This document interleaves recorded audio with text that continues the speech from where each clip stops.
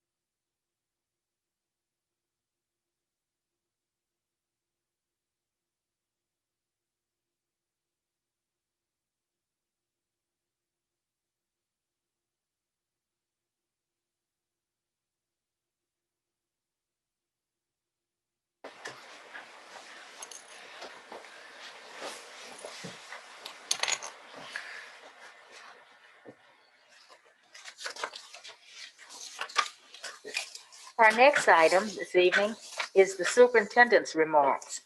So at this time, I'd like to recognize Superintendent Dr. Rodney Watson.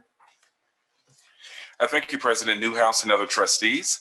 Last Thursday night, we spent a lot of time at the work session focused on the education planning guides for both our middle and our high schools. Now, these guides are very valuable resources for our students as they work with our school counselors and their parents, selecting courses for the upcoming school year and planning for the future, including graduation and post-secondary options. As we stated last Thursday night, we're excited to be able to bring these guides to our families earlier this year so they can plan to get them on the web that our communication department is really working on. We're going to ask that all of our parents and our students stay tuned for more information, especially our counselors, as we gear up to meet with them after winter break so they can begin the selection process.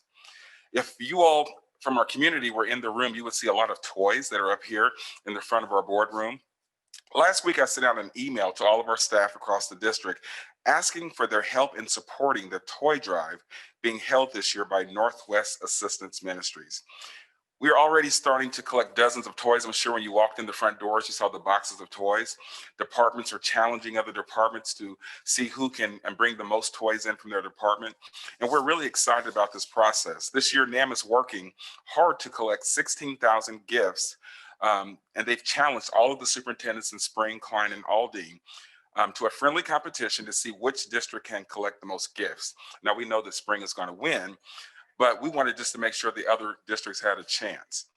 So many of these gifts are going to help make the holidays brighter for our very own Spring ISD students that is truly needed for this season. So as the board has done tonight, we want to thank everyone, all of our teachers, our community members that have been bringing in gifts. If you haven't, please send a gift to your school. If it's a community member or a teacher or a staff member, we're really wanting to make sure that we support our community with this process with NAM. Last week, we also sent an email last Friday letting our community know about the continuing to hold off on the planned changes to the high school boundaries. We had a good discussion about this at our board session last Thursday, and we're going to continue to evaluate the impact of the pandemic on our enrollment before we make any decisions. As noted, our enrollment is down about 5%, but we're hoping to see most of those students come back this spring or next year, especially with the promise of a vaccine against COVID-19. Speaking about vaccines, we all are very excited about the possible vaccine that's coming and maybe coming soon to the United States and our community. Until then, we want to continue to urge everyone to practice safety, wearing their masks, washing their hands, and remaining to implement social distance. Our teachers and our campus leaders are working very hard to keep a safe learning environment for our students, and we need our families to help us. As a reminder, please don't send a sick student to school. Or if someone in your household has tested positive or is awaiting their test results, please don't send your student to school, even if they show no symptoms. We want to make sure that we're working together to stop the spread for all of our students, and it takes all of us to do our part. This does conclude my announcements for today. Thank you all very much. Thank you, Dr. Watson.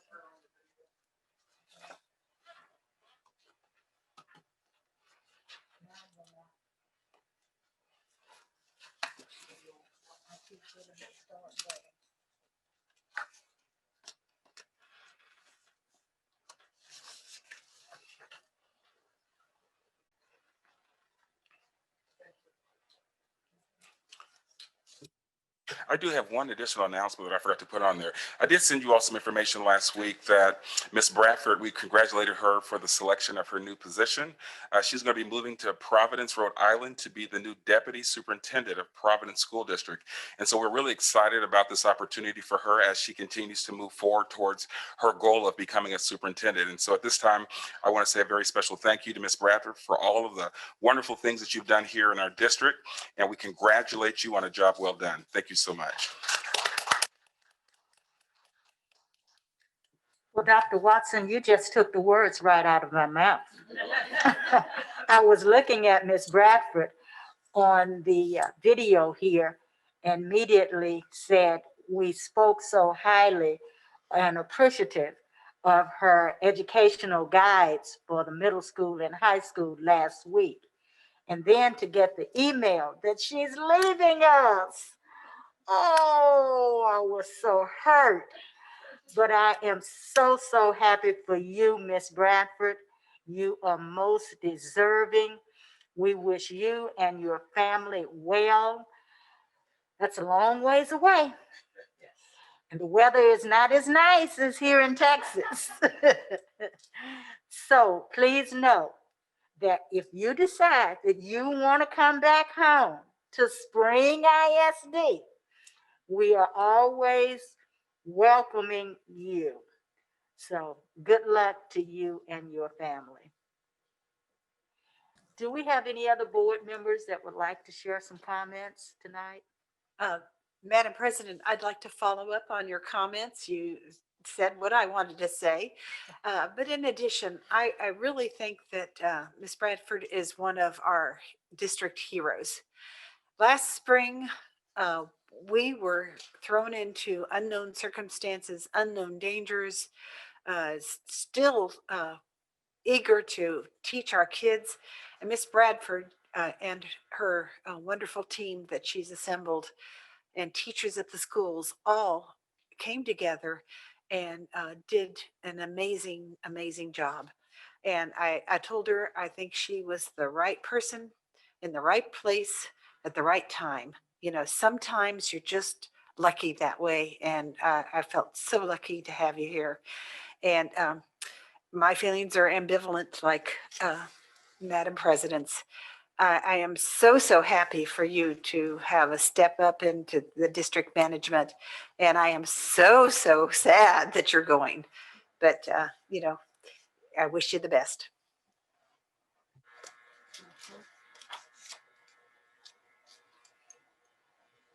Anyone else? Thank you. Thank you.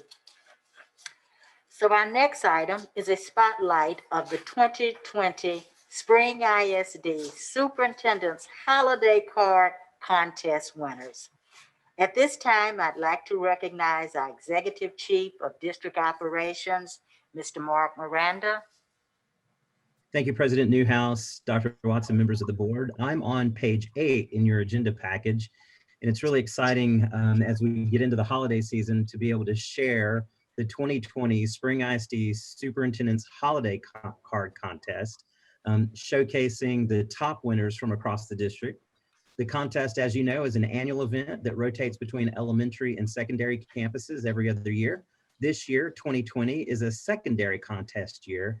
And for the presentation, I'd like to present Joe Clark, the Director of Performing and Visual Arts, to take us through the contest. All right, thank you so much. Thank you so much. Good evening, President Newhouse, honored trustees, and Dr. Watson.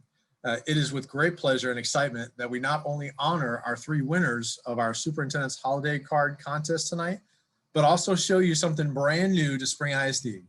Tonight, we share with you something incredible that has come out from the year 2020. All right, so I'm going to share my screen with you guys. Yeah, and you should see that. All right, so welcome to the first ever Spring ISD Virtual Art Show. This show was developed by Amanda Byers in the PVA department and comprises of all the student entries for this year's Superintendent's Holiday Card Contest. So in the past, we would have been in virtual, we would have been in person and we'd celebrate the students in person, but I wanted to make sure that you guys saw the artwork, and so we're going to show you in a brand new way how we're going to celebrate everyone's artwork. So we have 3 incredible students here with us tonight. And in addition, we've never been able to honor all the student work and the entries for this contest. So we're very excited for this opportunity. The visual art teachers throughout the district have worked very hard uploading all the artwork and creating the virtual rooms you're about to see. Everything I'm about to show you is 100% accessible by our students, our families, our community, both here in Spring or anywhere there's an internet connection. Now on to the show. All right, so now you see it. I'm going to give you guys directions.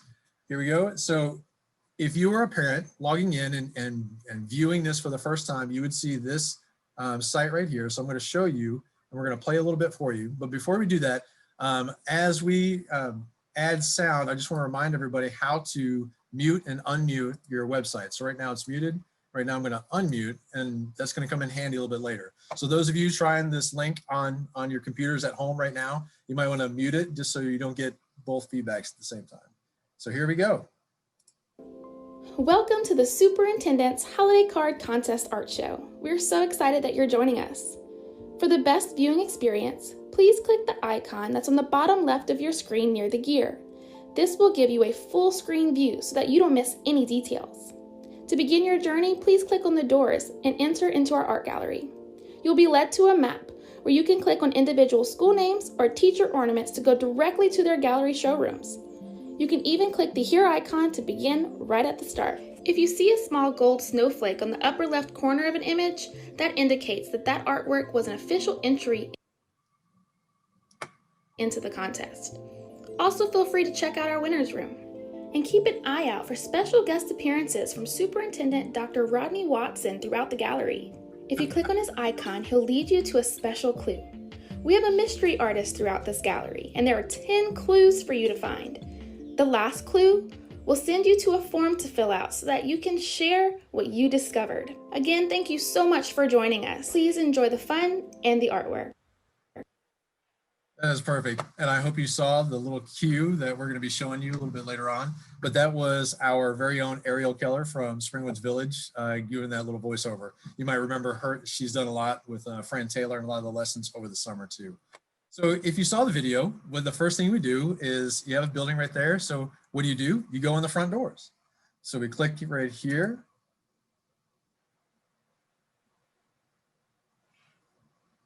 And that takes you right here. Let me hit refresh real quick. So right here we have the website, and this is the map. So this is the very, very beginning. We have a little theme music there for you too. Now this is a little soft so you can hear it as we go, but this is how you get to all the campus entries. And you'll see that we have little hints, and this is the winner's room.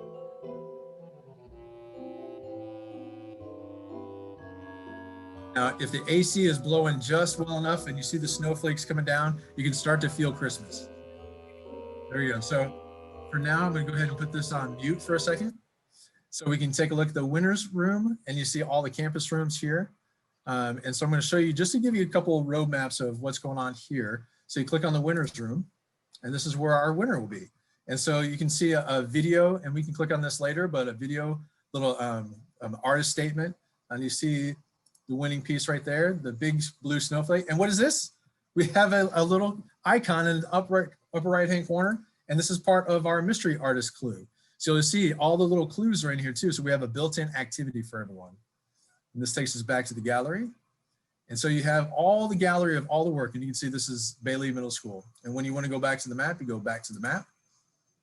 This whole presentation, Amanda and all the teachers put this together. It's just incredible. So I hope you take the time to take a look at this. I do want to show you a couple more, and then we'll get to our winners. So let's go over to Springwoods Village, and you'll see Miss Keller's spot right here. And so these are the artworks from Springwoods Village. And if you click on, some of these have little videos of, you see this? And let me blow this up for you. You can see the student artist actually in the process of making the artwork. So we're able to embed these videos of them actually, these master little artists doing the artwork. And you can see this is the submission right here. And we'll go back. So in the past, we've been able to sometimes show artwork, but we've never had a video of the artist actually making the work. We've had maybe 600 to 700 student works listed, and in the admin building, we'd have the parents come up, we'd do a reception, but we've never been able to get this amount of detail with a virtual. So this is what I mean by something incredible coming out of 2020. This right here is an incredible, I'm gonna mute it right now so I can talk. But right now, this student artist from Springwoods Village is telling you like why she did this artwork, how she created it, what it meant to her. It's like an artist statement. So we're able to get to a higher level, which is absolutely where we want to go. And she is just amazing. So we go back to this room. All right, and we go back to the map, and you'll see these little clues everywhere. But now what we're going to do is we're going to use this to recognize the top 3 winners. And I see the students here with us tonight, and we're so glad to see you guys here tonight in the room. So we're going to go over to the 3rd place winner first.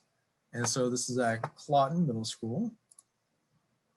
And you see the 3rd place ribbon. You can see they created the ribbon, and this is amazing. So you click on the ribbon, and you see on 8th grader from Clawton Middle School. And so please, at this time, please, board members, please help me recognize and congratulate On from the 8th grader at Clawton Middle School. And a big round of applause for On. I can see everybody clapping. And we'll recognize, this is so exciting. I can see all the faces. And we're gonna recognize all 3 of them here in a second too. But On, if your parents are here, I wanna recognize them too. And your wonderful teacher, Bryce Johnson. Big round of applause for Bryce Johnson. Thank you so much. And the incredible proud principal, Rodney Lewis, is here tonight too. Thank you so much for being here. Incredible, incredible. All right. And you see, this is a great way to showcase the work. You see the great detail that went into the 3rd place ribbon. You have the artist statement. And so this is here for everyone to see and not just one night. And we're going to show you a couple more things too. All right. And another, we'll go back. And now for 2nd place. 2nd place, and we'll go back to the main map. 2nd place is at Spring High School. So we find Spring High School, you see the map over here, and we're gonna go over to Miss Kane, who I know she's in the audience. She's excited, I see her smiling.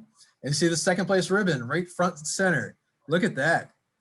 So please help me congratulate Shasid, 9th grade at Spring High School. Big round of applause. I see you there. Congratulations, congratulations. There's that smile, wonderful. Shasid, thank you so much for being here. And congratulations also to your parents. I bet they're in the background. I want to say congratulations to you guys. Congratulations, congratulations. And our teacher is Adrian Kane. So thank you very much, Adrian Kane. Big round of applause for Adrian. And the proud principal is Diaca Melendez. Diaca, I don't know if you're in the room, but big round of applause for you too. Thank you for all your support. Excellent. And we're going to recognize all 3 of you guys together in a second too. But there's that 2nd place ribbon. We're going to back up all the way to 1st place. And you saw this before. 1st place, one more time, in the winner circle. Dennis, 7th grade from Bailey Middle School. Congratulations, Dennis. We're so proud of you from Bailey Middle School. Congratulations, Dennis. I see you smiling with that beautiful background back there too. Dennis, amazing, amazing work. So, so proud of you. Look at that first place ribbon. And look, you have a little elf up here in the corner too to help out with the little clues for the artwork. Fantastic work. And please help me recognize too, the art teacher, Kirsten Probst, and the wonderful and amazing principal, Shundra Brown, principal at Bailey Middle School, proud principal at Bailey Middle School. Big, huge round of applause. Excellent, excellent, excellent. Now, before I hand it back over to honored trustees and President Newhouse, we do have a little present for you. We do have a little excitement. So at this time, I want to show you first, this is the basket that all the students are going to get. So we have arranged for all, and if you remember this from last year, we always do a big grab bag of all the art gifts. I'm sorry, this is virtual, but you'll see all these art supplies, these really high quality art supplies, and you see a reprint. Dennis, this is yours. Dennis, I see you smiling. You see it? So this is all yours, and we're gonna deliver it. So we've already arranged. We've contacted the students and the families, and we've asked how they would like to have this delivered. And so we've contacted them, and so we will be delivering all these special high quality art supplies to them, and also a big reprint of their card, plus little cards to go along with it too. But Jeremy, if you don't mind, at this time too, we have a present for the board members. So board members, Jeremy is going to be passing out to you right now also a holiday card with the top 3 winners of all these prints. So if you like those prints, we're passing out these to you right now as we speak. So thank you so much for your support. I would like also to, and I know I'm going to kick it back over to Mr. Miranda in a second too, but I do want to say thank you so much to the board for your vision. This has definitely been an incredible project of Amanda and all the art teachers putting this together so we can honor all visual art students, both at home and in person. So it's been a wonderful event. So thank you so much for all of your support. And at this time, I'd like to go ahead and hand it back over to the Chief Operations Officer, Mark Miranda. Yeah, I just wanted to say thank you all to all the teachers and the students and the parents. Just incredible job. Just thank you so much. Great job, Joe, showing us the art gallery, and I'm sure we're gonna get a lot of use out of that art gallery. So, President Newhouse, I'll toss it back to you. Thank you, Mr. Miranda, and thank you, Mr. Clark, for these lovely, lovely cards for our winners. I mean, this is what I just need to send out my Christmas greetings for, don't you think so, board? These are so nice. Yeah, I mean, you guys, Hallmark is going to be looking for you. But a job well done. Thank you. I just want to celebrate the teachers one more time. Teaching virtually is such a challenge as it is, but teaching visual art virtually is even more of a challenge. So the fact that our art teachers, our amazing art teachers, are going and crossing that with that nonstop can't say no attitude, they have absolutely tackled that challenge, and they're doing an amazing, amazing job. Thank you. I can't imagine learning art visually, but you guys have done a wonderful job. Wonderful. So thank you to our teachers as well. Thank you. Our next item is a recognition of our Employee Excellence Award winners. Tonight, the board will recognize the September 2020, October 2020, and November 2020 award winners. The Employee Excellence Award is given by the Spring ISD Board of Trustees each month throughout the school year. The award recognizes district employees who amplify the district's guiding principles and core values. One employee is selected for this prestigious award each month. So let me start telling you about the September winner.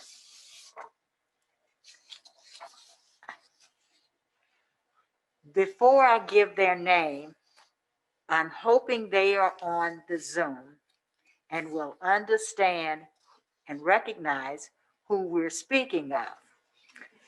This person is the district multilingual compliance coordinator. So that rings a bell. So in other words, Mr. Sanchez, are you on the Zoom? Mr. Sanchez, Right here. Alex Sanchez. Wow, thank you. Surprise. Let me tell our guest about Mr. Sanchez. He manages compliance such as coding, identification, testing, and placement of 9,000 plus English learners. He goes above and beyond in offering support to all 40 campuses by not only offering offline, but visiting the campuses, working with the LPAC administrators and EL campus contacts side by side to ensure they understand processes and procedures.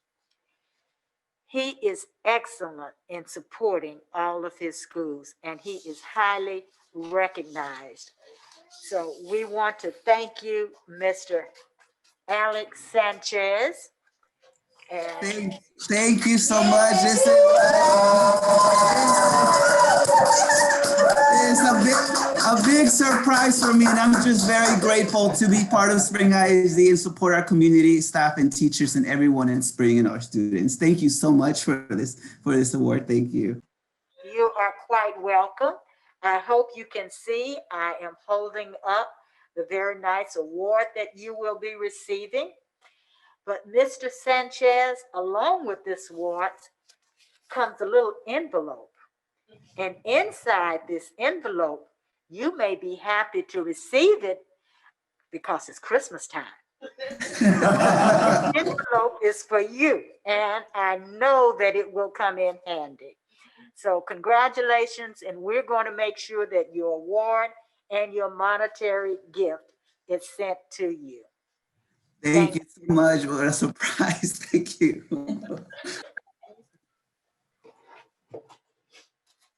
Now, as we continue, as we stated, this is done every month, and we receive a lot of letters and comments and messages about various employees, and we're so happy to receive them. But we can only select one for each month. And so now I will share with you the October 2020 person. This person works at Springs High School.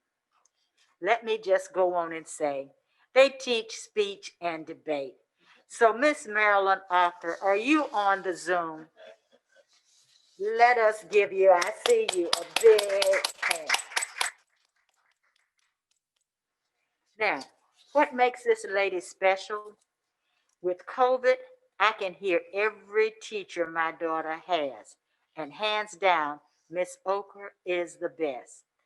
She listens, allows them to ask questions, and treats them with respect while doing so. My daughter absolutely loves her and looks forward to going to class each day because of her. As a parent, I also see the extra hours that she puts in, and I don't know how in the world she does it. Not only does she do it, but she does it with a smile. She cares and shows and appreciates all that she does for our kids. And we are just appreciative of her, not just me, but all of our parents and all of our staff at Spring High School. So congratulations. We're so happy for you, and it actually shows. Again, congratulations. Now, Thank you all so much. I'm still here. I had rehearsal tonight. And we have a show coming up, and I'm actually registering a speech tournament for our middle school speech students. And the deadline's at 8 o'clock. So I'm sitting here by the phone waiting for coaches to contact me if they have issues. I only do this because I love children. And I love our spring kids, and they're amazing. And I would like to thank the board and Dr. Watson and Diaca Melendez for giving me such a wonderful opportunity to teach your children. I love each and every one of them. I've taught them in middle school, which is where I started at Do It, and now I'm here at Spring, and I traveled with the same babies, and they're now my seniors. And I have seen such an amazing positive effect that performing in visual arts have given to them. So Joe Clark, thank you so much for entrusting me with the children of Spring ISD. Thank you. Well, I've also had an opportunity to see your students in action, and we are so very appreciative and happy. It shows that you put in a lot of long hours from your students' work. So enjoy this little certificate that I'm holding up. I hope that you can see it. And you will also receive a little check for the Christmas holidays. So Merry Christmas to you, Marilyn, as well. Enjoy. Now, we have the month of November.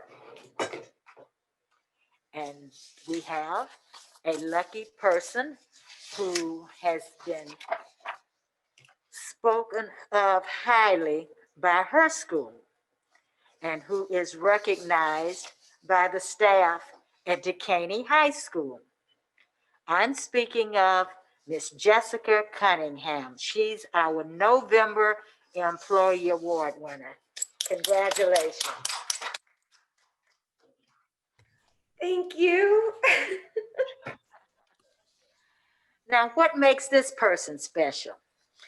Well, everything that's been thrown into chaos and confusion, she always enters this on and does wonderful things online in her learning environment. Unfortunately, a lot of tried and true methods of teaching and engaging lessons in classroom management did not translate over. It was in this that Ms. Cunningham rose to the challenge and recognized a need to tackle this new issue in non-traditional ways that engaged and encouraged the students to achieve and keep them thriving. She sees things beyond just the way of doing this to keep up with the status quo. Ms. Cunningham has become a digital embodiment of the Springway system and sets an example for each of our teachers across the district.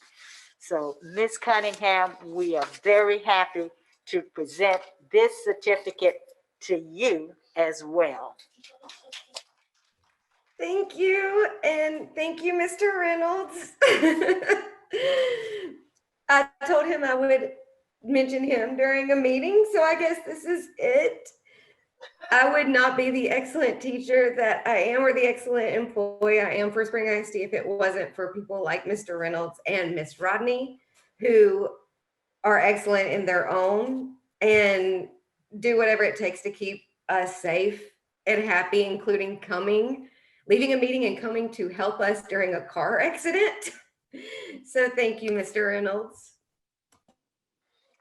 Well, thank you. As they indicated, we have been going through some uncertain and trying times. It sounds like you're doing a wonderful job at Dekaney High School. So you will also receive this little check just in time for the Christmas holidays. So Merry Christmas to you as well, Ms. Cunningham. And again, congratulations to you and Dekaney High School. Okay.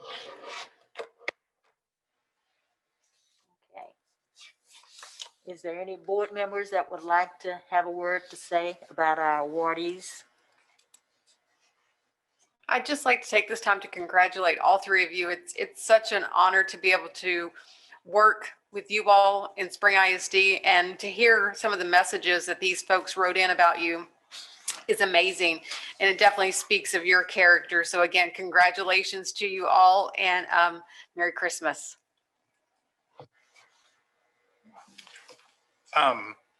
So Miss Acker, I've been attending the performances at Spring High School since I joined the board is one of the things I brag about when I go to conferences around the state. Is the quality of our kids' performances, led by Mrs. Ocker, and also Ms. Cunningham. I really appreciate. I've said since the pandemic hit that we have an opportunity here in this pandemic to transform how we do education. I was really gratified to read the recommendation for you. So congratulations to you and Mr. Sanchez as well. Thank you so much for what you do for our children. So I would also like to take a moment to congratulate all of our winners. We truly appreciate all of your hard work, and we receive a lot of submissions. And these submissions come from your colleagues and from parents, and to be recognized from your peers and amongst those that you work with, and especially the raving remarks we got from a parent for you, Ms. Oscar, it just warms my heart. And I just wanted to take an opportunity to tell all three of you, Mr. Sanchez, as well as Ms. Cunningham, that we are very proud of you and continue to keep up your good work. Thank you.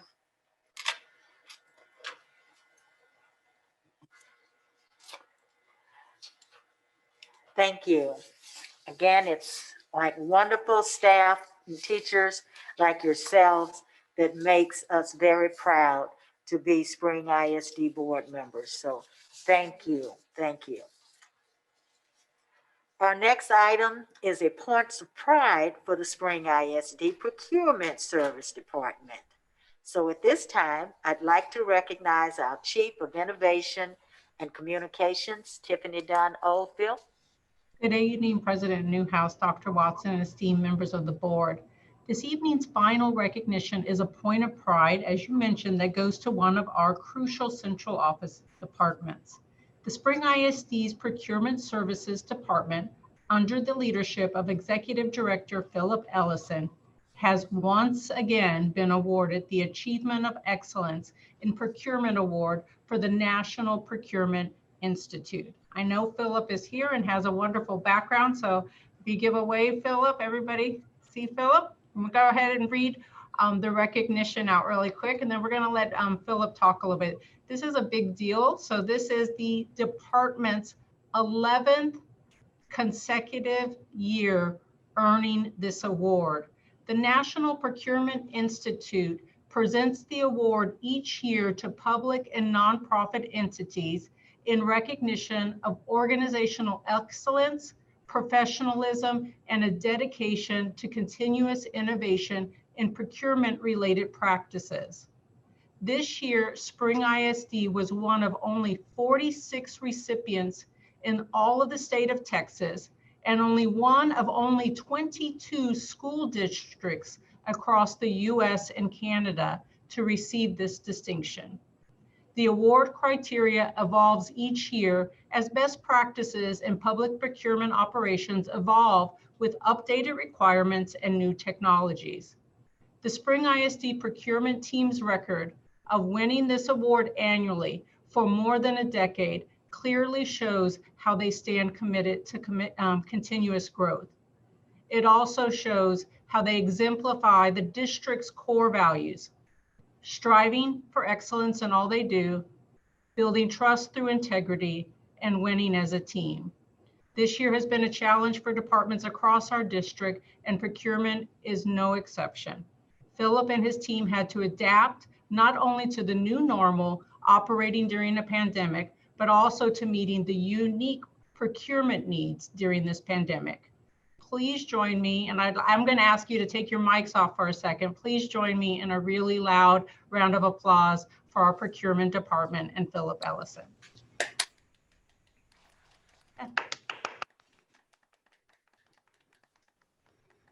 And I know Philip's here, and I'd love for him just to talk a little bit about the award, about the team, and what it means to have 11 consecutive years with this award. It's a really big deal. And if you guys know, I have a team member on my team that vets these awards for Points of Pride. And this is a really big deal. And Michael on my team who does that, he always tells me what a big deal it is. So Philip, congratulations. We are so excited.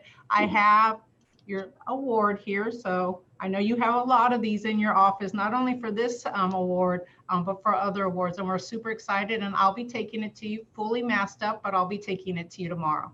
Philip? Thank you, Ms. Dunn-Bill. We certainly appreciate it. It's a real honor to be recognized by the board and the district leadership for recognizing the professionalism of the Procurement Services Department.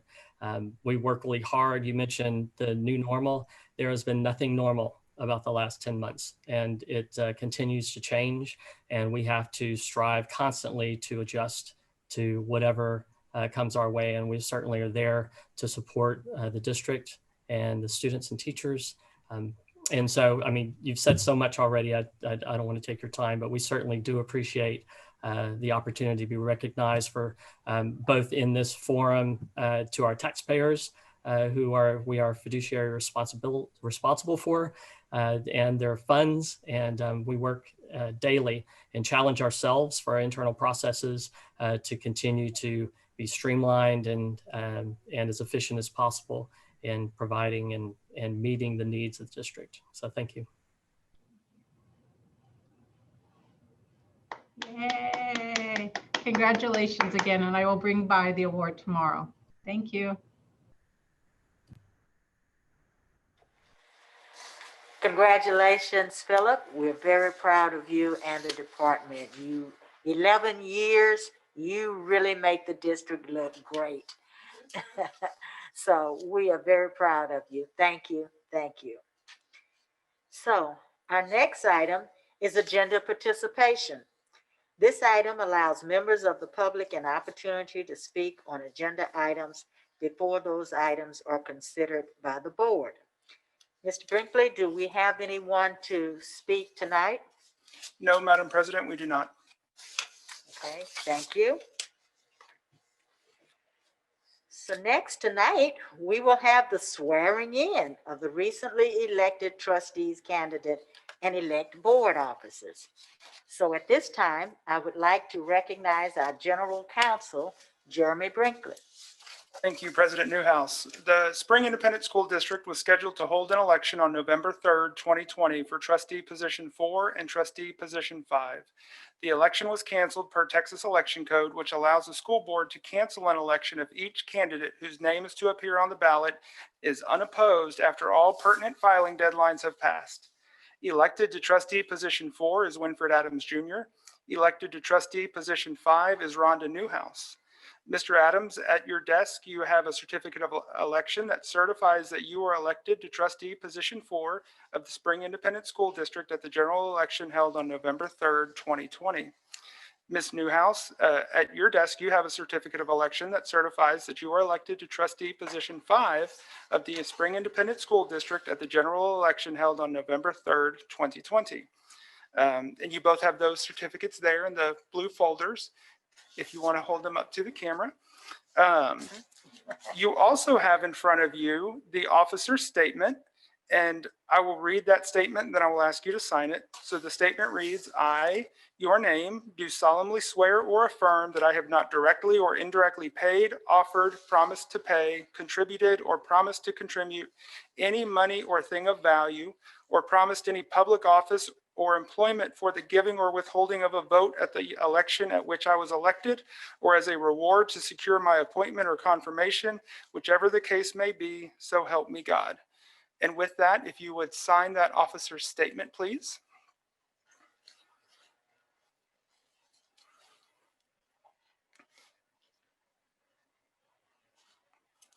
Excellent. And now, Mr. Adams and Ms. Newhouse will take the oath of office. I would ask that you please, both please join me in the horseshoe where we discussed, and Jason is going to administer the oath of office. And while you move down, I'm going to set up this camera so we get a really nice shot for everybody who's streaming on Zoom.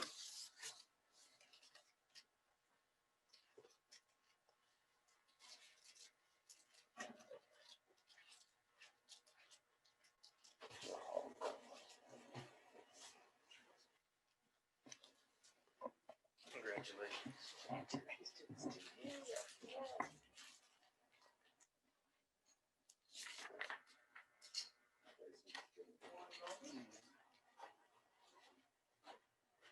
want anybody to trip tonight. So we put this aside for a moment.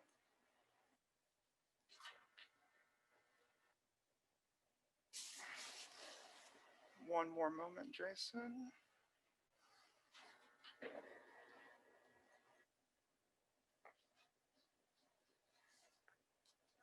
There we go. All right, good evening. Mr. Adams, if you'll please repeat after me. I, please state your name, Winford Adams Jr. do solemnly swear Do solemnly swear that I will faithfully execute the duties that I will faithfully execute the duties of the office of School Board Trustee of the office of School Board Trustee for the Spring Independent School District for the Spring Independent School District of the state of Texas, of the state of Texas, and will, to the best of my ability, and will to the best of my ability preserve, protect, protect, and defend and defend the Constitution and laws the Constitution and laws of the United States and of this state. of the United States and of this state. So help me God. So help me God. Thank you. Ms. Newhouse, please repeat after me. I I, Rhonda Newhouse, do solemnly swear do solemnly swear that I will faithfully execute the duties that I will faithfully execute the duties of the office of School Board Trustee of the office of School Board Trustee for the Spring Independent School District for the Spring Independent School District of the state of Texas, of the state of Texas, and will, to the best of my ability, and will to the best of my ability preserve, protect, and defend preserve, protect, and defend the Constitution and laws the Constitution and laws of the United States and of this state. of the United States and of this state. So help me God. So help me God. Thank you. Thank you. All right. So if everyone will please join me again in congratulating Mr. Adams and Ms. Newhouse. And if y'all would like to return to your seats, I will then ask you if there was anyone you'd like to recognize this evening.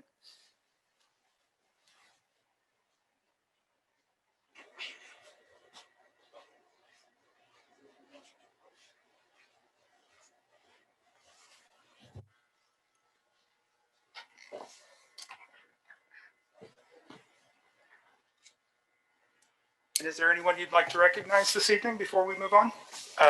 So I have no one here, but I would like to recognize my wife and children who put up with me spending so much time away from them to attend to my duties here. It's a sacrifice that they make, and I want to say I really appreciate and love them all. Thank you. As with Mr. Adams, I do not have anyone present in the room tonight, but I would also like to thank the community for your trust and my ability to carry out the duties of the Spring ISD Board of Trustees. And I'd like to thank my family for putting up with me during these times, especially when we get stressed and we're working hard. I may go home and not do the right thing, like not cook. And my husband is asking, when are we going to eat? And I tell him I have to read my board information. So I thank my family for this opportunity as well. Thank you.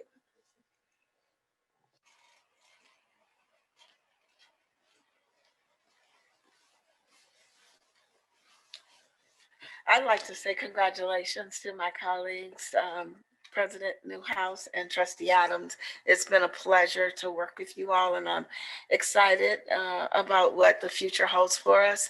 The pandemic has been a challenging time for us all, but I think just as much as it's been a challenge, it's giving us greater opportunity, as we just saw with our virtual art show.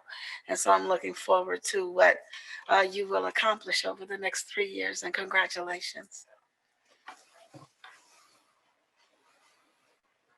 Thank you. Thank you.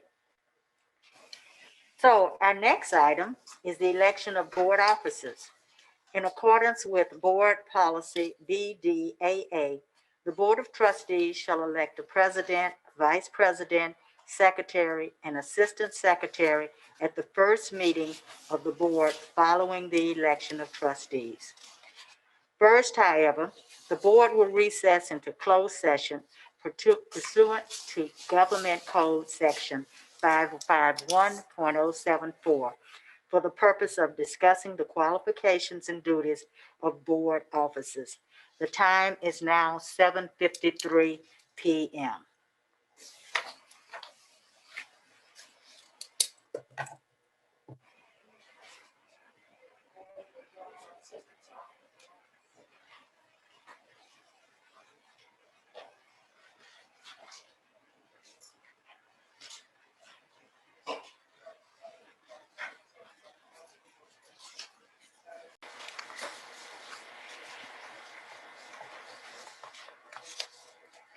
Thank you. Thank you.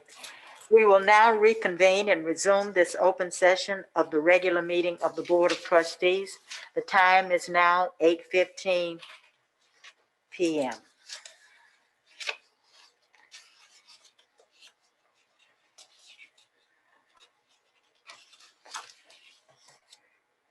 Our General Counsel, Jeremy Brinkley, will assume responsibility of the meeting to accept nominations for the Board President. All right, so at this time, I will entertain nominations for the position of Board President. I would like to nominate Rhonda Newhouse as board president. I second it. Okay, are there any other nominations?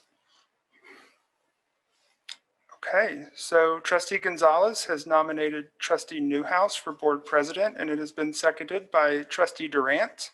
As there are no further nominations, we will now vote. All those voting for Trustee Newhouse as Board President, please raise your right hand. Okay, the vote is unanimous.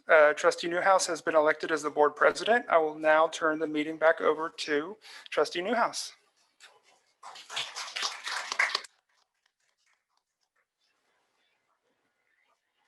Thank you, Mr. Brinkley, and thank you again to my board members for the opportunity to continue to serve you and Spring ISD, our community, our students, our parents as well. Thank you. At this time, I will entertain nomination for the position of Vice President. Trustee Newhouse, I would like to nominate Winford Adams Jr. to be Vice President of the Spring ISD School Board. I second. Thank you. Winford Adams has been nominated by Debbie Jensen, second by Kelly Hodges for the position of Board Vice President. Are there any other nominations? Are there any other nominations?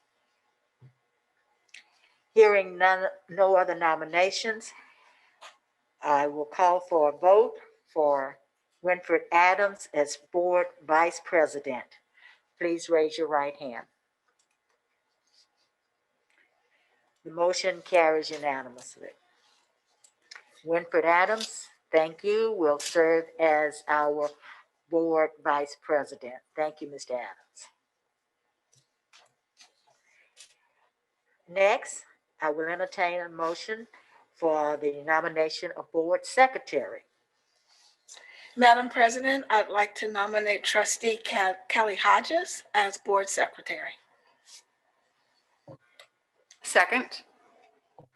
It has been moved by Justine Durant, second by Janet Gonzalez for the nomination of Kelly Hodges as Board Secretary.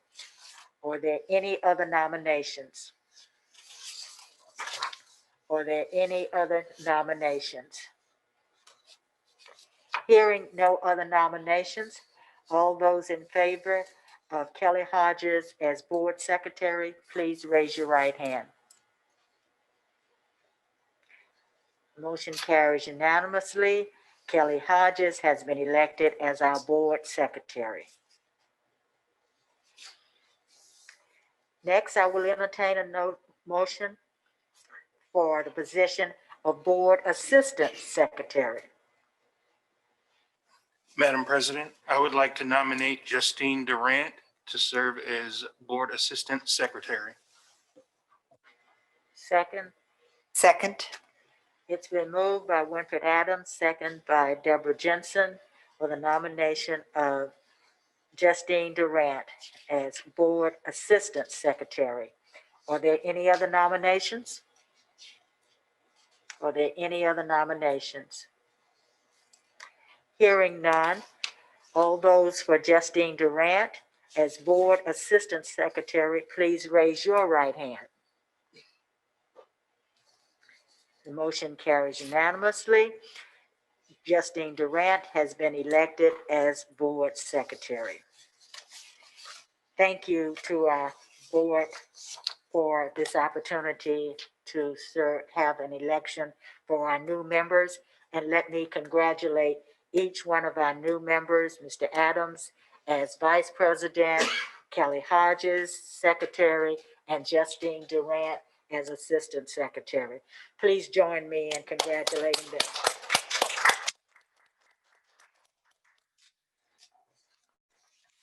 Now, as we will continue with the board business for tonight, our next item is a matter of board governance. So at this time, I would like to recognize trustee and board governance committee lead, Justine Durant.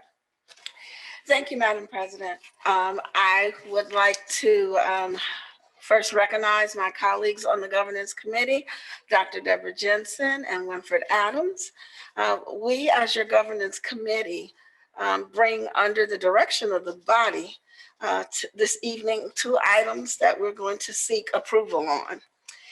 First of all, you will see in your packets, both of these items were discussed on Thursday night, and direction was given at last month's board meeting.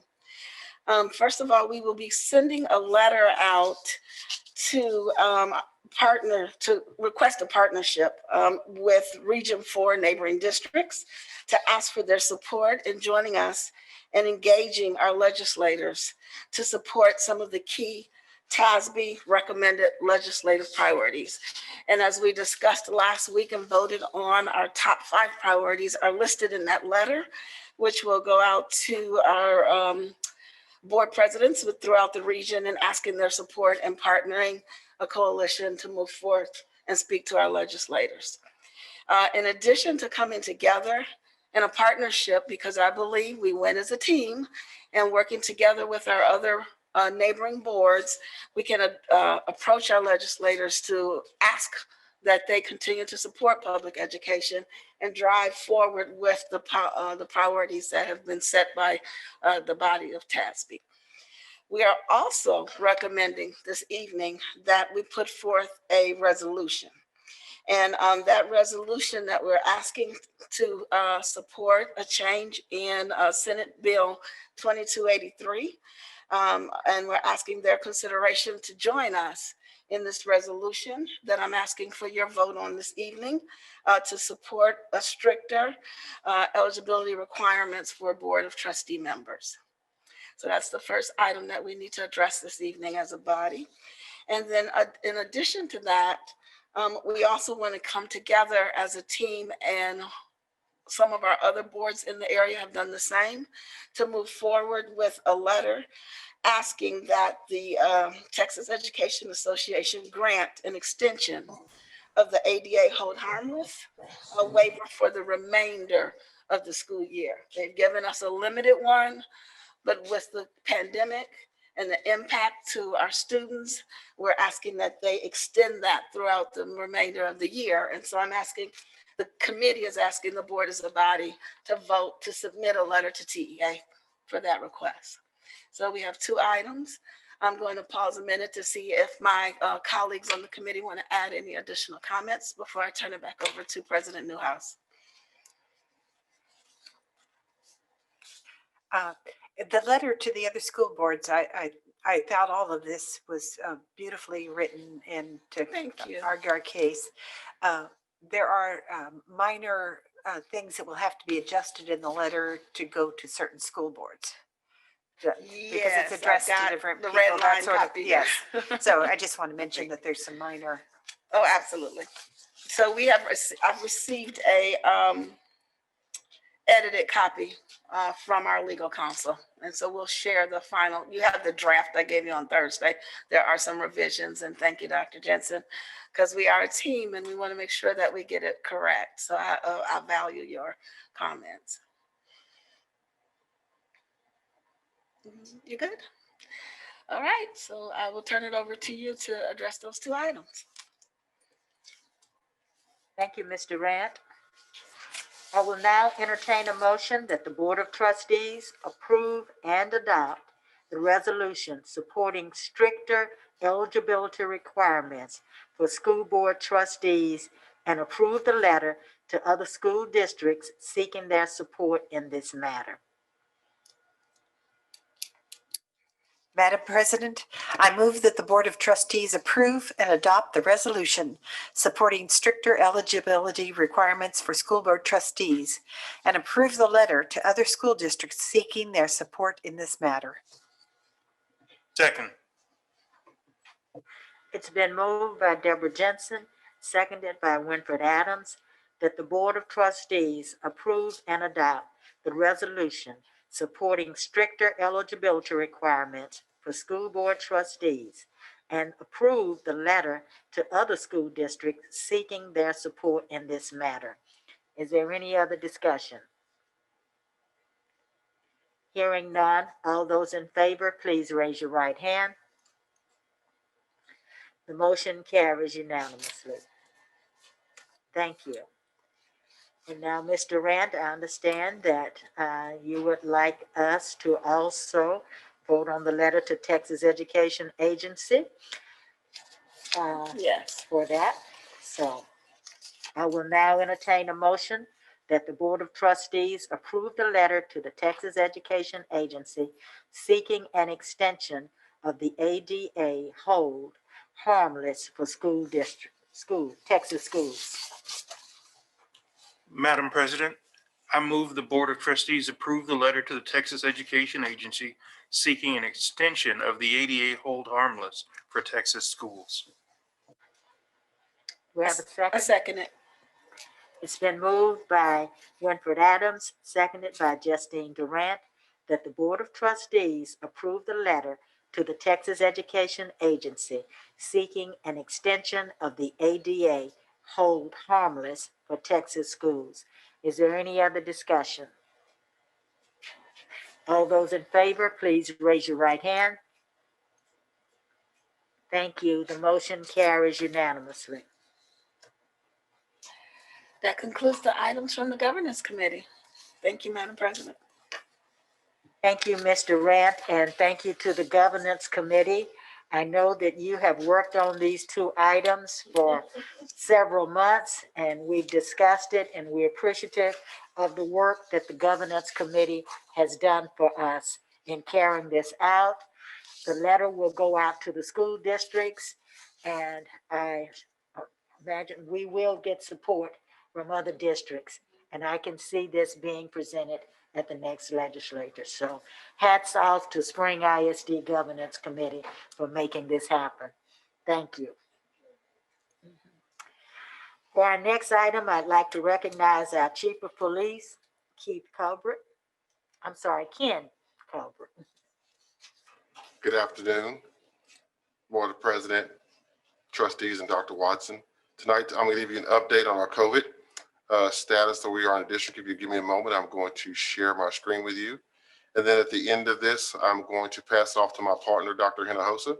She will follow up this and give you an update on how COVID has impacted our learning environment and our response to that. So if you can see my entire screen. Here we go. So here's the update to our COVID tracker. Our communications department, in partnership with emergency management, they update this and they create the graphics for it. So this is an update. We want pass off to you so you can see some of the progress we've had in the transitions. So you'll see where now, if you hover your mouse over the numbers of the total for students, you'll see where we're now denoting the number of students for that present day. Staff members, excuse me, the staff members for that present day, and then you'll transition over. And we outline as well the students by campus. And we're keeping the weekly total for our number of employees and staff that are in quarantine. And then if you scroll down and if you hover over the spring map, if you just use your mouse and hover over, you'll see the overall count. And then next to that, you'll also see the displaying of the 14-day daily count for the entire district.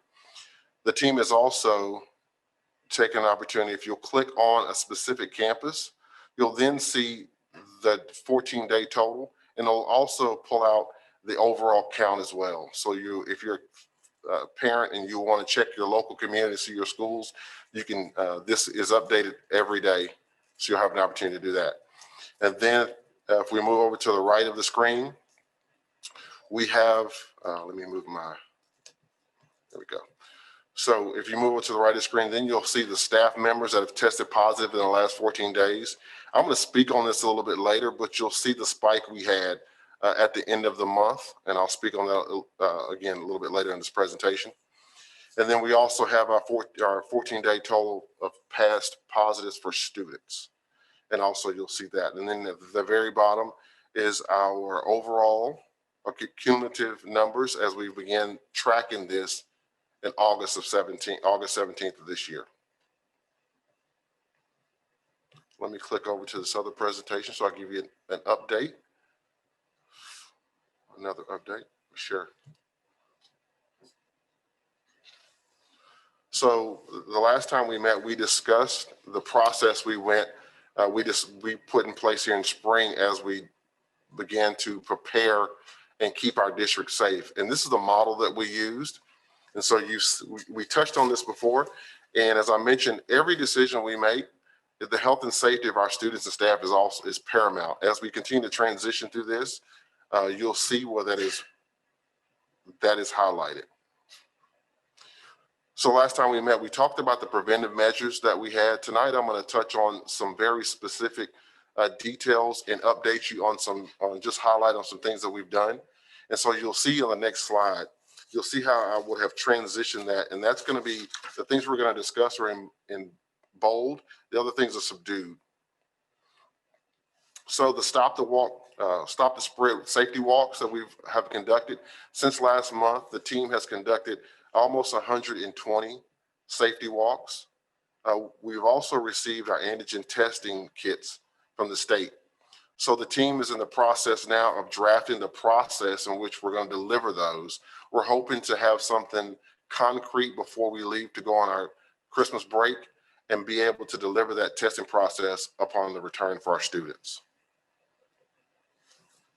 And then last month we discussed a couple items here, and we have now included one new process in this mitigation, and that is cross-training. And so we're pulling our campus safety, our campus officers off the campus right now, and we're cross-training them on the contact tracing process. We're very proud of the speed in which we complete our contact tracing, and the team figured out one more way to really ratchet that up, and that is by pulling our campus officers off the campus. Now they're in the process of retraining, or cross-training, excuse me. And so now we're hoping that will even decrease the amount of time it takes us to complete our contact tracing. And some of you have seen before. A minute and talk a little bit more about contact tracing and how we're conducting that. I think I'm really proud that we're doing the contact tracing. A lot of districts aren't. And so how detailed is it, and how successful have we been with it? So we feel it's been very successful. Let me say that part first. If you compare our numbers to some of the surrounding areas, our numbers are a lot lower, and we truly believe it's because of our contact tracing and some other measures we've put in place, some of which are our 14-day quarantine periods that we have and our rapid test we have for our employees. But how it works is We have what's called a confidential infected persons report that a campus administrator will complete upon learning that there was someone on their campus that is COVID positive. We have, I mentioned before, we have about 12 members of the police department emergency management.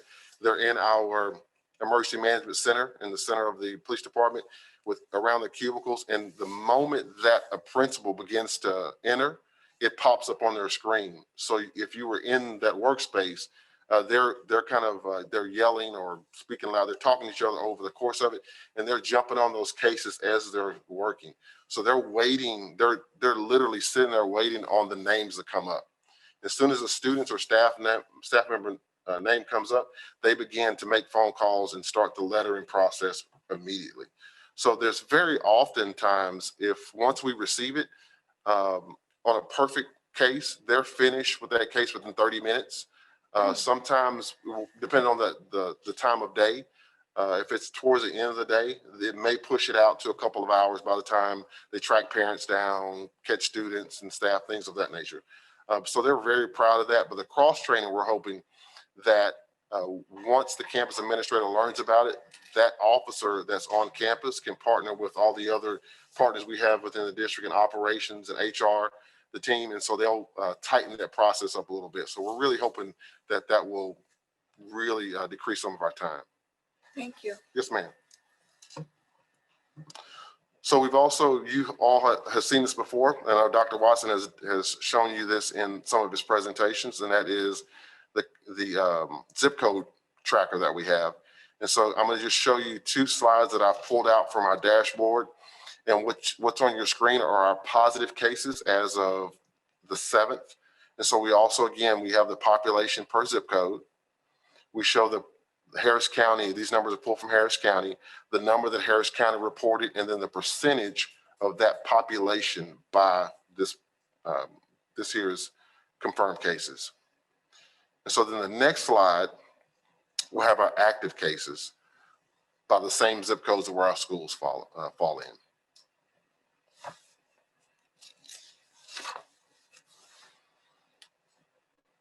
So again, some more information that we discussed last time over our response.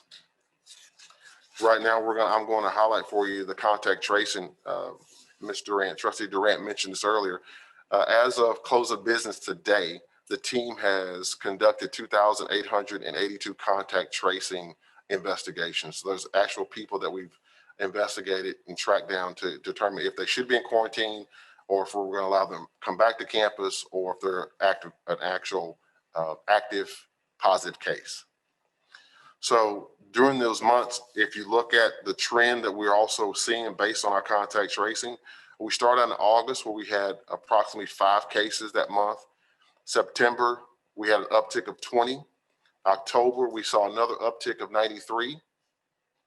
In November, at the end of the month, last month, we had an uptick of 170 positive cases. That's not including the number of people that we quarantined as part of that. And so far this month, we're already, I think we got to close the business today. We're at like 19. When I was walking out of the office to come here, the team was on a call with another campus working through another one. So I'm not sure if it was a follow-up or if there was something new, but that number could increase. So that number so far has grown. I believe our current number, and it was only the slide earlier, was 307 total active positive cases that we've had since August. So we can make the assumption that spike was the holidays. Spike was a holiday. And let me show you this next slide that'll just indicate that. You'll see this trend as it's increased for us. And these were our total active, we're defining active as positive cases, as you've seen the uptick. And now here's what we saw in November. So you'll see the large spike that we have. We believe that spike will show up again based on this was over the Thanksgiving holidays is when we begin to see these numbers come in. Chief. Yes, sir. So we apparently had the capacity to contact trace that spike. Yes, sir. I just want to make sure that if we have a larger spike, we maintain the resources we'll need to accommodate contact tracing for all of those cases. Do you understand what I'm saying? I do. I guess what you're asking, if we see a larger spike because of the increased holiday, we'll be able to maintain the capacity. Exactly. And yes, sir, we will. That's going to be part of that piece of cross-training the team members we mentioned. That's going to be more people we can use. But the team, the emergency management team, the communications team, and the HR team, they are being truly committed to the work. They meet at least twice a day, really multiple times a day, but there's 2 set meetings that they meet. And once they find a gap, if it's staffing, if it's something in the process that we need to tighten up, they make immediate changes, oftentimes without even coming to a chief. They just update us. That way, because of the thoroughness that all of those members have, that's one of the reasons why we've been able to celebrate such low numbers that we have, because they're making decisions while in the field, and they're timely decisions as well. So let me ask the question. So our quarantine is usually what, 10 days? With 14 days. 14. Yes, ma'am. With the Thanksgiving holiday, kids were back on campus in that Monday, which was actually like 4 days from the holiday itself. We have 10 days after the Christmas holiday? I don't know. I was just sitting here thinking, if we don't come back for that quarantine period, do we lessen the impact in doing that? And I was counting in my head, I think we come back 11 days after Christmas, don't we? So 11 days after. Who can help me calculate that from the 25th? And do we want to maybe think about extending that so that we quarantine for the sufficient amount of time before we come back? That's just a thought that I'd like to discuss. I think one of the things to think about is, I mean, we still have the TEA guidelines that we've got to meet to be able to do that. Yep. They have changed guidelines a little bit to provide when there's an uptick at an individual campus, that the superintendent and board does have the authority to close the school for 5 days or so to be able to meet the needs and clean the building and slow it. And it's based upon the number of positive cases, but also staffing. Because one of the things that Ken mentioned as well is it's not just the ones that are positive, it's the staffing when kids and or teachers are quarantined because they can't come. And so we're constantly monitoring that. I think that would be something that we'd have to really go back and look at. Mr. Brinkley. We come back on the 4th? We come back on the 4th. Okay. Mr. Brinkley, do you have any information as it relates to would that be allowable from TEA? That's 11. That's pretty And close. so you're correct in that it's really by specific campus, and TEA has there's a couple different things you can do. If you have to close a campus due to cases and actual cases that are happening on campus, that's 5 days to close the campus to clean. If you have so many staff out for whatever reason that you can't staff the campus, I think you can actually close it for up to 14. The problem is there is a certification to the to TEA and the commissioner in identifying which campus and the number of cases. And so I think a proactive quarantine would probably push the limits on that. Thank you. So our next slide. In the news, I'm sorry. excuse me, I was thinking in the news recently, they have talked about quarantining less than 14 days, down to 7 or 10 days. That's what I was thinking. We got 10. Have we considered that, or we looked at that, thought about it? Yes, we have looked at it. They have recommended or allowed for a 7 or 14 day based on the exposure. Our policy has been 14 days, and we've seen, we believe that that's part of the success we've had. Just recently, our local medical department, so Harris County, Houston, Fort Bend County, Montgomery County, Chambers County, I believe, Sugar Land, they met, and they recently put together a joint letter, really citing that the 14 days is probably the most feasible And they also are allowing local leaders to make decisions based on what's best for their local communities. And so we believe that the 14 days has been part of our success. That's keeping the virus off the campus as long as possible.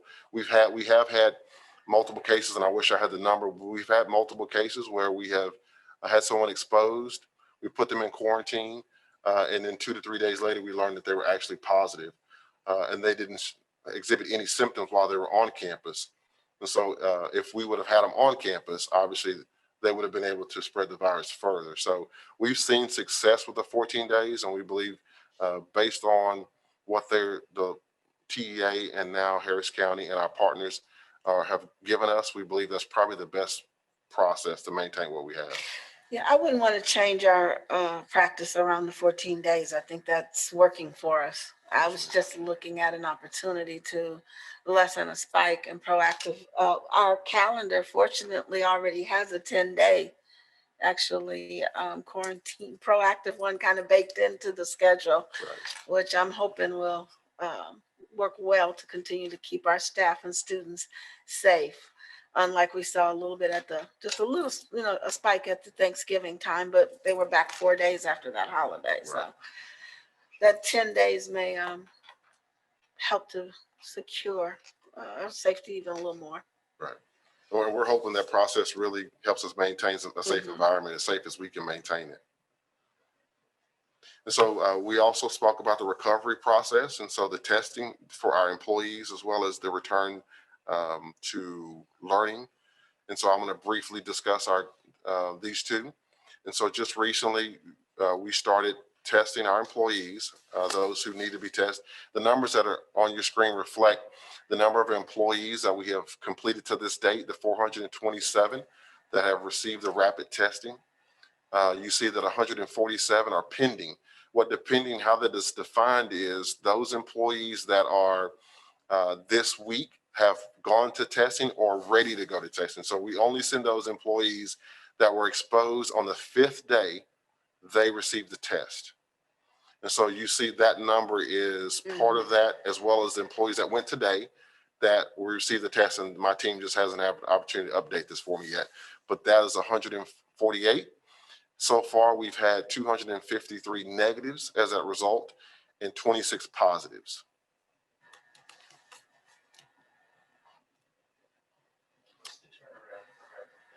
We received the test probably within the 45 minutes to 2 hours. Yes, sir. Wow.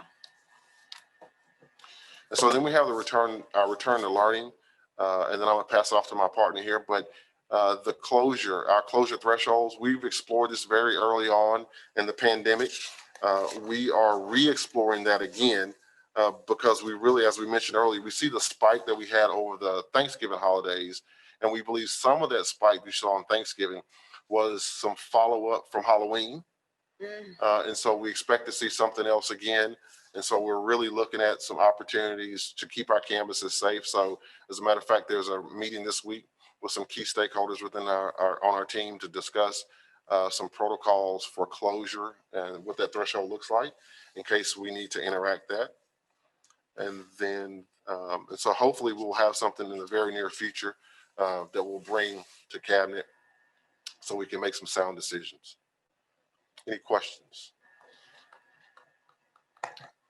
So Chief, in your conversations with other entities and jurisdictions around policy, do you see anybody doing anything that made you think that's a good idea, that we should maybe adopt that?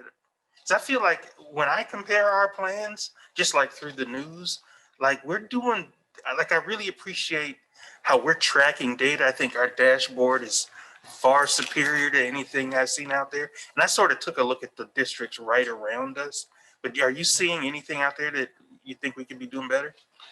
Right now, no, to be honest with you. We meet with Harris County on a weekly basis. We talk to them about our process, about any of the processes that are going around us, just so we can improve ours. And so far, the last conversation with Harris County, she was very complimentary of our program that we have. We're always trying to find something to do better. Outside of the cross training to decrease the time, that's really been it lately, but we're going to continue to explore. Yes, sir. Chief Culberth, I just wanted to have us all think back to before school began, that we were a lot of frightened people. I was one of them, thinking that this might be just an explosion of the epidemic. And as time has gone on and you have shared this data that you've been keeping and offering the testing, the systems, the people you've been training, I just feel more and more confident about how our schools are a safe place for our students and staff. I just want to thank you so much for putting something like this together. I know nationally schools have not been the danger zones usually that people thought they would be, but I think that we lead the pack, as you say, Winford. Well, it has been a total team effort. I mean, with you all's leadership, giving us direction to follow, as well as communications, operations, Dr. Hill's team on HR, we have really put something together that's been a collaborative process. And so as our core values say, we win as a team. And so this has really been a team effort, and one individual department couldn't have done this. This is a heavy lift. This lift is way too heavy. So I had a question. Yes, ma'am. With regards to that as well, I also want to commend that you all have been doing. I think we're doing an amazing job. And as Trustee Adams said, as I look at what other districts are doing around us, and not just in the educational sector, but overall, I think our plan is an excellent one. And we are seeing, in my opinion, some pretty good results based on what we're facing. I would like to ask, how is it taxing your resources as far as staffing? Is there high overtime? Are you able to meet the needs, or is there additional resources needed to continue at this level? So that's a great question. So the team, they have really jumped into the work on the emergency management and police side. We see a growing partnership every day with Dr. Hill's team on the HR side. So every team that's really into this work, we're growing and we're learning. As far as the taxing, everyone looks forward to Friday so they can go home and let their hair down, so to speak. But it hasn't been a financial burden on us. The overtime budget's been set that we're managing that just fine. Okay. I don't see it where it's going to overtake the budget, especially again, once we can continue to increase our cross training and we're able to move different people in and out of the process. That's really been able to help. And so that's been beneficial. But as far as a budget, I think we're doing fine. I keep asking that question, especially around the pandemic, because we want to continue to be good stewards to taxpayer dollars, but we also want to make sure that the dollars are where they need to be. And if they're not, as a member of this body, I want to know so that we can make appropriate adjustments. So that's good to hear that we're okay. Thank you. Thank you. And now I'd like to pass it over to my partner. I'm gonna stop sharing here. Dr. Hinojosa is going to share with you the impact that COVID's had on our learning environment and how we've responded. Thank you, Chief. Yes, ma'am. And I am going to share my screen. I forgot all about the microphone here. I'm going to share my screen, and I do want to be able to walk us through a presentation.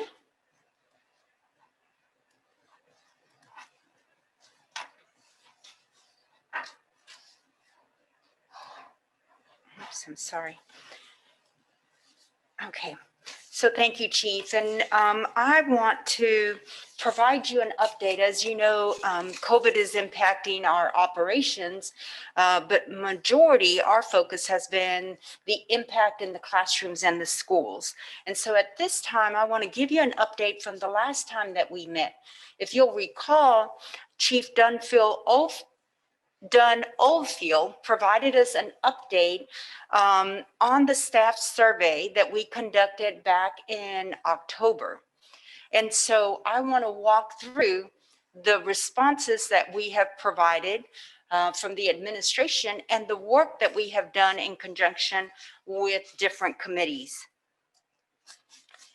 So quickly, our work has been guided by our strategic priorities, specifically around engagement and making sure that we have the voice of our staff, our teachers, our administrators, and our students. And so this work has also been grounded on equity. As we look at the impact, we want to make sure that we are addressing all needs. And so first and foremost, we had our very first meeting back in October where we met with our ACE committee and discussed the results of the survey and worked with them through the process of what responses needed to be made. And then you'll see 2 dates in October, which I'll spend some time talking about, where we moved into a collaborative setting. We knew that there was a lot of heavy lifting that needed to happen. And so not only did representatives of the ACE committee, but also of the AFT, our teacher group, representatives came in, and of course, our school administrators. So quickly, I want to give you just a quick update on the work that we did on October 28th. That was one of our second, third ACE meeting. And it focused a lot on what you heard Chief already talk about. As a result of the survey, if you'll recall, when Chief Dunn Oldfield presented, we saw common themes. And so our ACE committee spent time going over those common themes. And yes, they agreed. There were concerns around the cleaning of the building, concerns around technology, concerns around PPE, the availability of that. There were concerns about communications. A lot of the piece that Chief Ken addressed today, you'll see was a concern. And then of course, in the center was the impact on instruction.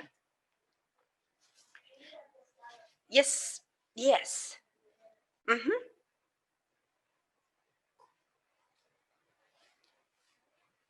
And so what I want to do is go through each one of those 5 themes and share with you how the ACE committee made recommendations on what the administration needed to do, and then our responses to those themes.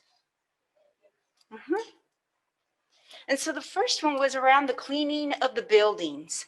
You know, there was concerns that maybe the buildings were not being cleaned, that there was a lack of proper cleaning. And so I want to tell you that immediately our team and operations and facilities began their work. And so here are just some of the highlights that the team addressed immediately back in October. The immediate disinfecting of high touch points, areas throughout the day, extended the hours for the custodial staff to make sure that the buildings were being covered. Deep cleaning of the campuses, of course, were happening, but we added on the Saturdays. The disinfecting of the classrooms in the district using the e-misters and the foggers. And finally, this, we took advantage, the team took advantage of this Thanksgiving break, and they had the opportunity to do some targeted deep cleaning in our buildings. The second piece that we saw as a common theme was there was a concern around insufficient PPEs. And I know you, earlier we recognized our procurement department. I want to tell you that they immediately started looking at processes and systems because we were very quick. Our procurement and distribution team was very quick to distribute the resources that we received from TEA, specifically around the disposable masks, the hand sanitizers, face shields. Those were immediately distributed to the schools. But additionally, our finance department has invested in, as you know, over $1 million to quickly bring in some more resources. So invested in that sanitizing sprays, the wipes, the cleaning supplies, and most importantly, our procurement department has made sure that we maintain an inventory in our distribution center.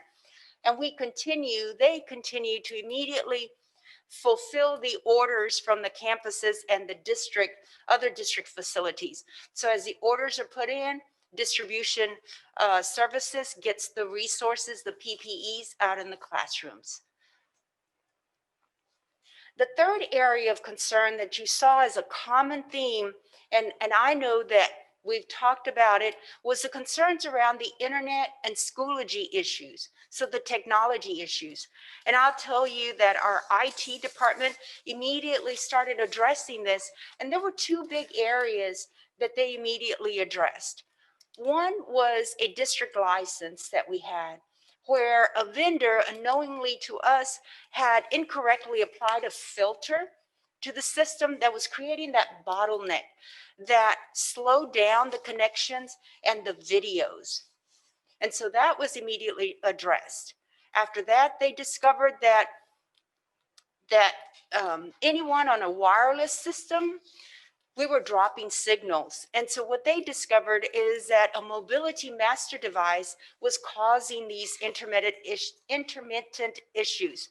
That device was taken offline immediately, cleaned, they changed the settings, and no more wireless signal droppings. And so just like the other team members, IT continues to closely monitor the system and make sure to take action as quickly as possible. I will say, in my house, I have seen the difference. 'Cause I have 3 accessing the system, and there was a problem with videos taking a long time to load or not loading at all, and all that stuff has pretty much disappeared. So thank you for that. Yes. Hats off to the IT department. I'll tell you, the entire district has immediately responded. And so IT was one that, to ensure that our students are receiving their instruction, that was critical. Next piece that Chief Colbreth just talked about, there was concerns about communications and maybe even some frustration as you saw the results of the survey. But as Chief shared with us, the communications department, in collaboration with our human resource and human capital accountability department, and then of course our emergency management and school safety team, they're responsible for the COVID communications. And they're making sure, first and foremost, you saw the upgraded dashboard that our communication department has created. That's updated on a daily basis. The communications of the confirmed positive cases, and our communication department supports the schools by sending out the messages centrally. So the schools don't have to slow down and worry about that. Centrally, communications takes care of that. And then the big piece that I know Chief just discussed was the immediate response to begin that contact tracing, to make sure that we move quickly to be able to isolate the situation and take care of it. So the last piece, and where I want to spend my time, was concerns around the instructional delivery model. In the survey, we heard a lot of concerns from our teachers and during the meeting from our ACE committee, that managing remote and in-person instruction at the same time is challenging, and it's becoming very exhausting for our teachers. We also talked about that the path to alternative staffing and scheduling models seems very complicated and unclear. And we agreed, the ACE committee, the 57 representatives that were there with us that night, that a strong solution needed to be put in place that supported our teachers, our staff, but it also needed to support our students and our families. And so we all talked about that we had this crucial window of time that we could pursue, that we could explore new staffing models, a new instructional delivery model for the spring semester to be able to better meet the needs of our staff, our students, and our families. And so we left that meeting making a commitment that we would come back and address the instructional delivery models. And this is where we formed the collaborative. The collaborative started the first week or the week right after our October meeting. And we said we wanted to expand that collaborative. We called it a problem-solving collaborative. And we included ACE representatives that were classroom teachers, as well as central office staff members. We also reached out to AFT and said, would you like to participate and send representatives? And they were willing to sit with us in this process. And we also included our school principals. Our principals have that overview of their faculties and their students. And so they were part of this committee. And so you'll see wide representation, including central office representatives. And then we had executive leadership that sat to facilitate the discussion. We didn't guide that discussion, we actually facilitated that discussion. And so the committee on November 12th, we broke up into 4 teams. And we really looked at 4 research-based models that are out not only in Texas, but across the country. And we said, let's deeply explore each model and make sure we clearly understand the models and its potential use here in Spring ISD. And the first model is the model we've been implementing from September 14th, when we started bringing students in person. Remember, we started remote in August, and for 4 weeks we did remote, and then we started introducing the in-person. And so this is when you will see our classroom teacher that's delivering both remote instruction to the children that are at home and face-to-face instruction. One teacher teaching in 2 modalities. We looked at split scheduling. Split scheduling is still the one same teacher, but you're able to schedule the students to where, for example, first period, or for the first 90 minutes, I'm teaching the students that are here in my classroom, while the kids that are at home are working asynchronously or on their own. Second period, I teach my remote kids, while the kids that are here in the classroom are working in small groups. So that's still one teacher, just really scheduling differently. The second one becomes a little bit more involved, and this is where the state calls it split staffing. In Spring ISD, we talk a lot about team teaching, but this is 2 teachers working together, and we would split our students. So combined, we may have 50, 60 students. I may be responsible for all the kiddos that are at home, and I'm the remote teacher. My partner is the in-person teacher. And this causes us to really look at the student needs, of course, and the staff's ability and strengths. And then the last one is the virtual academy. And that's one academy centrally to support all the remote learners. So it does involve teachers coming together and centrally addressing all the kids that are learning from home. So these were the 4 models that we broke up into teams to work on. We did give them some overarching components and that they had to focus on. And one was to ensure that there was equity in whatever model we came up and proposed, that there had to be equity both in the remote and the in-person. And we talked about that equity was to make sure that every student had access to effective instruction, differentiated by their needs while still staying on grade level, right? And we talked about that equity was not delivering the same instruction to all students, whether you're in person or remotely. So spent a little bit of time making sure that our committee collaborative understood that. And then we gave them some key considerations because they were going to go in, or they did go in and really addressed each one. We asked them to consider support teachers would need, like coaching, maybe additional planning time, technology needs. We asked them, when you start moving into the different split scheduling or staffing models, we asked them to consider the impact it would have on the master schedule. And we also made sure that they discussed how it would impact the students and the families. So this is just an example, and I just put some bullets up here. We have it hot linked that If you would like to go in and see the work of the collaborative, you'll see all of their work. We actually met in 2 meetings, as I said, as a whole group, but the committees also worked on their own. Teachers, administrators worked on their own. And so here's just a real quick high-level overview of what the committee said needed to be in place for concurrent instruction. They focused on the rationale of why we would want to keep doing this, and then the enablers. Enablers are the components that must be in place, or the alerts that principals and schools have to have in place in order for this model to be successful. So they did deep digging in concurrent. These are just high-level bullet points, but the meat of it is in their Google Doc.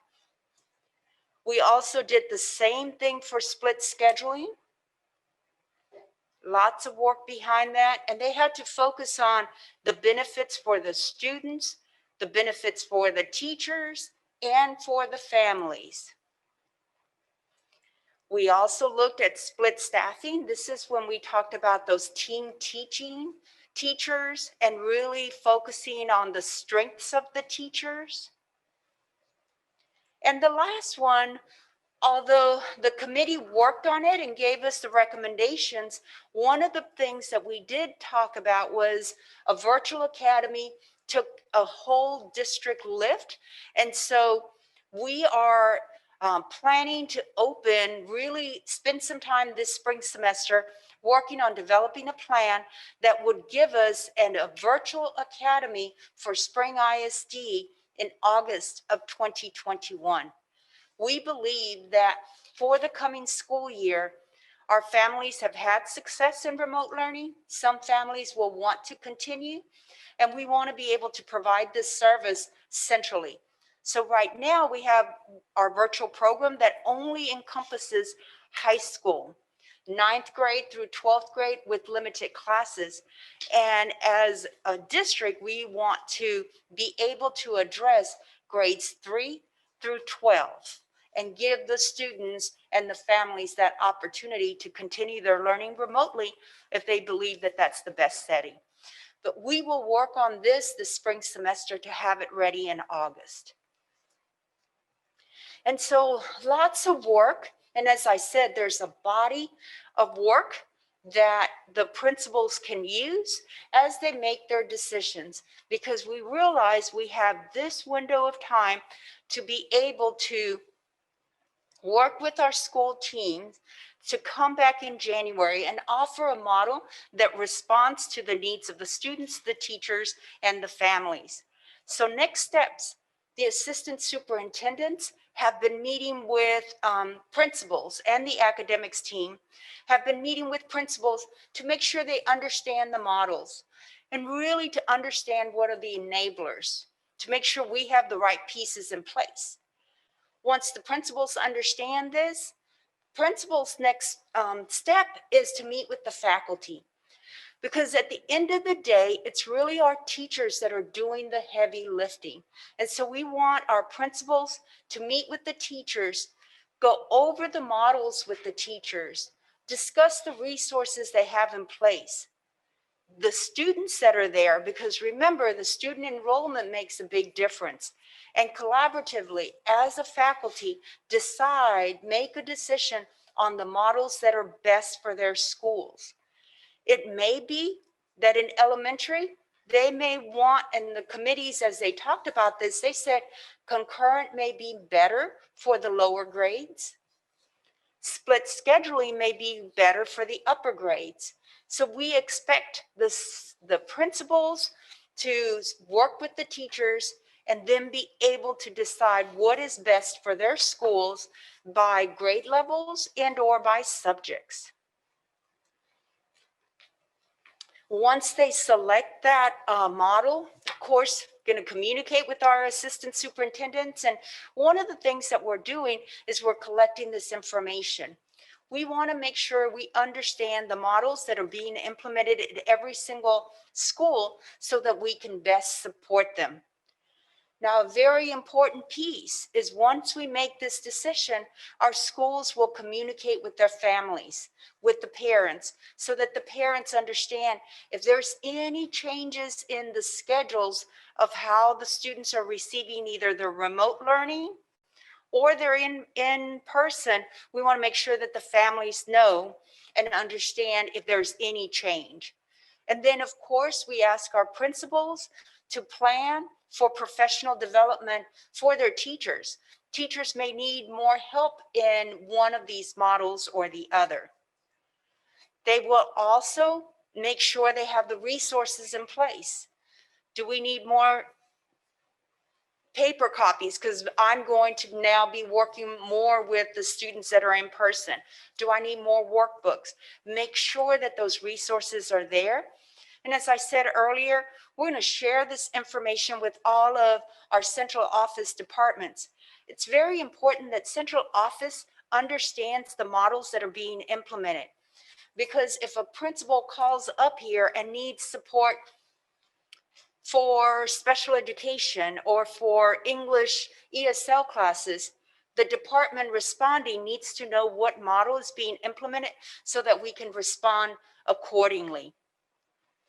Then two pieces that were recommended by our committee, our collaborative, that we're very excited that we're going to be able to do is, one piece is making sure that the parents confirm their learning model right now at the end of the grading cycle and let us know by January 8th. In the fall semester, this semester, we allowed our students to float in and out from either remote learning or face-to-face. We wanted to make it as easy for the parents. However, as we move into this model, we understand both our students need consistency. They need to either be remote and know that they will continue to be remote for that grading cycle. And our teachers need that consistency so they can best implement the learning, the instructional delivery model. So we'll be sending communication out to the parents, letting them know, make your selection for the spring semester, and we want you to continue that for that grading cycle.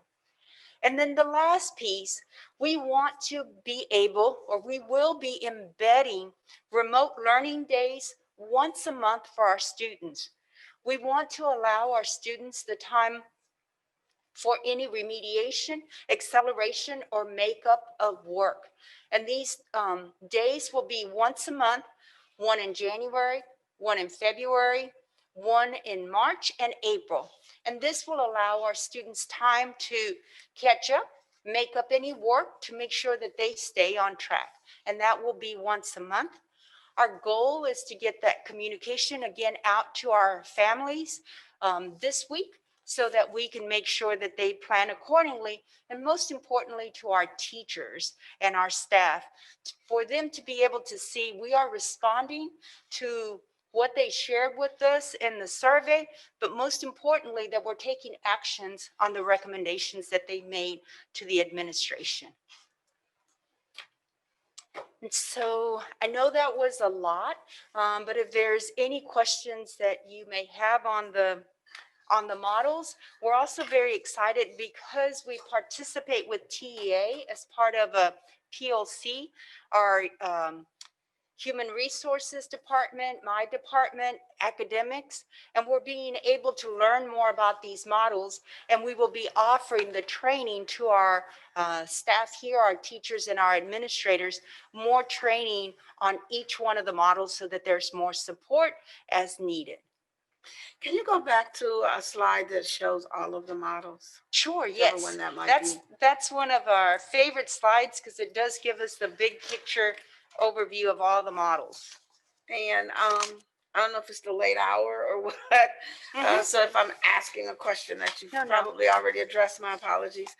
Am I understanding you to say that the parents will be able to select which model their students in? I'm sorry, no.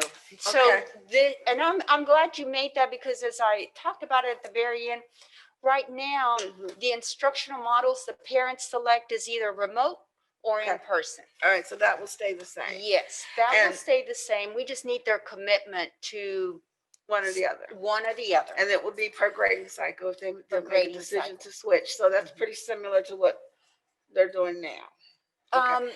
Now we let them go back and forth. At any time. Yeah, and it's causing issues because Oh, sometimes you all right. wake up late, oh, I'm gonna be remote. Oh, I feel like going today. Gotcha. We're not gonna keep doing that. All right. And so when you said the principals will determine which delivery model they will have on their campus, is that correct? The faculty. The faculty. We are asking the principals to sit with their teachers and be able to analyze student enrollment and their needs, and also teacher capacity, and make a decision as a collaborative. Okay, so let me get to, I guess why I'm asking the question, because to me, I think every child learns different. I think each subject matter may require a different level of support or delivery model. Mhm. One may not work for a particular subject and one may be better for another. Will there be flexibility within the building that one teacher, one department or teacher may be doing the split scheduling and then someone else maybe do concurrent? Will we be able to have a variety within the building to meet the needs of not just those students, but the subject matter and there's to make sure we're success. We're not going to lock them into one thing in the building, right? Right, I'm you're asking about- correct. Okay. You're correct, Ms. Duran, Yes, and I'll ma'am. tell you, our committee, our cross collaborative committee, made that as a point. And so you want to be able to look at, for example, English 1. Our English 1 teachers, you know, right here at Westfield High School, we may have 10 of those teachers. We may have, you know, our freshman class may be 700 students. So we want to be able to see not only the number of students, but also the subject and the number of teachers that are available. So, and I worry if I go to the Google Doc, I may lose this, but we have it spelled out to where by grade level, by subject, the schools will be able to identify the model and then stay with that model, right? So the English department may be using split scheduling. The algebra department may be using a split staffing, while the CTE says, I want to do concurrent. I need to be able to engage with all of my students at the same time because we're doing a lab at this period. So it is a decision made in collaboration with the teachers and meeting the needs of the students. And it could be different by grade level and different by subject. Okay, thank you. Dr. Hinojosa? Yes, ma'am. Presently, we are all the schools are using the concurrent method, correct? Mm-hmm. And that's what the teachers are finding is exhausting. When you had the discussions, were the teachers excited about the split scheduling or the split staffing? You know, we had some that were very excited and said, this we can make work. And others, if we do a split staffing or even a split scheduling, it may cause me as a self-contained teacher not to have all my students next semester. And so some of the committee members actually said, if it means that I have to give up the schedule that I've been using all semester long, or if it means that I have to share some of my students with someone else and I'm going to get someone else's kids, they're like, oh no, we'd rather stay with concurrent. And so it was really interesting because we believed as we studied the models that everyone would say we need to move into split scheduling or split staffing. Some of the teachers, staff members on the committee said, you know, maybe this is not going to be the best for our families and our students. And that's why we want to have those discussions at the campus level. So I want to commend you, Dr. Hinojosa and Dr. Watson, for utilizing this collaboration of stakeholders to basically fundamentally redesign how we do education. And I realize we're getting support from TEA, but that's what this is. This is changing the way we've been teaching kids for hundreds of years in this country. And it's an iterative process.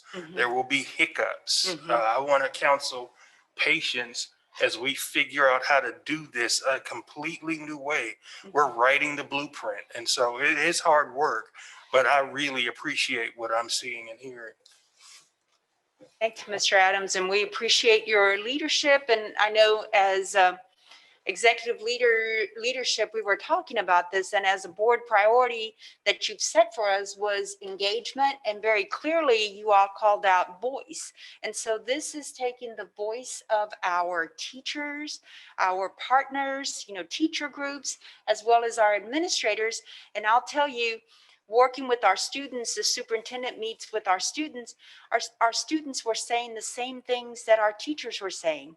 They're saying, I'm sitting here waiting for instruction, but my teacher's working with another group. And so the same things that we heard teachers saying and recommending was the same recommendations that was coming from our students. That was the same recommendations coming from our parent advisory committee. So it has been a collaborative effort, a lot of, trial and error, but we have had a lot of grace from our community and from our teachers not giving up and willing to, devise a new way to teach our students in an equitable manner, ultimately to make sure we have that, excellent equitable outcomes for all students. I have a question in line with that, with Winfred's comment, Trustee Adams' comment. When will the next survey be conducted? So right now, and I'll have Dr. Watson, talk to that, but right now we want to be able to, we're responding to what the teachers shared with us. We want to put this in action, allow our teachers to implement what they've designed and be able to give it some time. We'll be coming back in January, implementing this, and of course, doing that continuous improvement, monitoring and adjusting as we go along.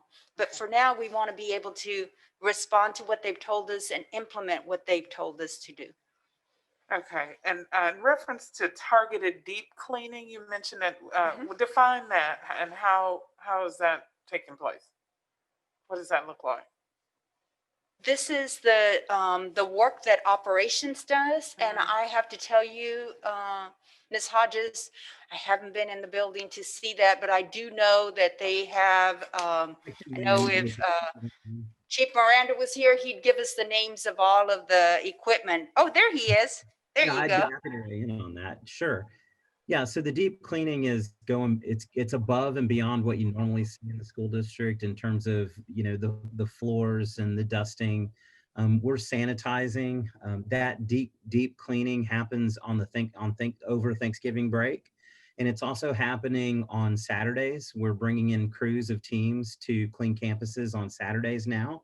So when the campus is empty, they're bringing in the e-misters to go throughout the school. So they're doing that on a rotating basis with campuses on Saturdays. They're re-sanitizing touch points like doorknobs in areas around desks and things of that nature that are high touch surface areas. And so essentially sanitizing and disinfecting as they go. We're also doing that. The deep cleaning is happening on the Saturdays and the Thanksgivings with the e-misters. It'll also be happening over the Christmas break, the coming holiday break. On a daily basis, we have adjusted our day-to-day cleaning. If you were able to go to our campuses, you would see custodial staff with spray bottles and microfiber towels going behind and cleaning high touch points all day long. And so we've modified their cleaning from top to bottom. We are caring more carefully for bathrooms and things of that nature as well. All right, thank you. And I have one more question in reference to technology. Do we have any data on how many calls are coming in now as it relates to technology? I know we've made improvements in that area. Do you have any numbers?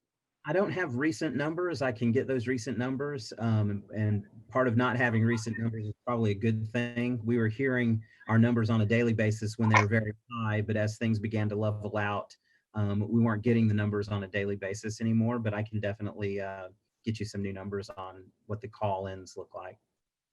Thank you. Most of those have been shifted from a district phone bank to a campus-based phone bank. And so campuses are taking most of their calls now when they are kind of higher level technology issues. We do have a technology help desk that campuses can tap into as well. Have we done any outreach to our parents and students to see? We just got great feedback from Trustee Adams on how they've seen improvement. Have we done the outreach to make sure that it's working in all areas? We don't have a school that still has a blind spot that we need to address. Is there any additional surveying happening from a perspective around technology and the stability of our infrastructure? I haven't heard of. Oh, go ahead, Dr. Watt. So there's not any additional surveys that we've done. I mean, we've been giving a lot of surveys over the course of the year, but we do have our Elevate system where parents do not have a trouble elevating by campus and letting us know. Tiffany and I were talking the other week. I go through Elevate every day and look through the major themes that are on the side. I don't see any major questions coming through. Most of them are around still again about access in terms of their passwords and resetting their passwords and things of that nature. But I'm not reading any major questions regarding that. Every now and then I get something from a parent that says they're needing connectivity. We have plenty of hotspots. We get those to them. We're constantly looking at ways to get more hotspots out to families, but not any major information regarding their inability. Most of the comments now are also about some of the parents feeling their kids have too much work to do. Too much work to do? Yeah, they're overwhelmed. Their kids have too much homework and they're getting too many assignments. Thank you.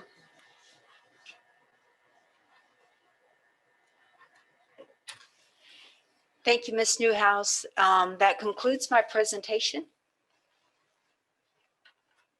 Thank you, Dr. Hinojosa, and thank you to Chief Culprit, both of you. For our next item, I'd like to again recognize our Executive Chief of District Operations, Mark Miranda. President Newhouse, members of the board, Dr. Watson, I'm on page 17 of your packet. We did talk about this on Thursday. This is the interlocal agreement between the Harris County Department of Education and Spring ISD for the 5th year of the 21st Century grant, after-school grant for Bammel Middle School. I would be happy to entertain any questions that you may have, as we did talk about this on Thursday.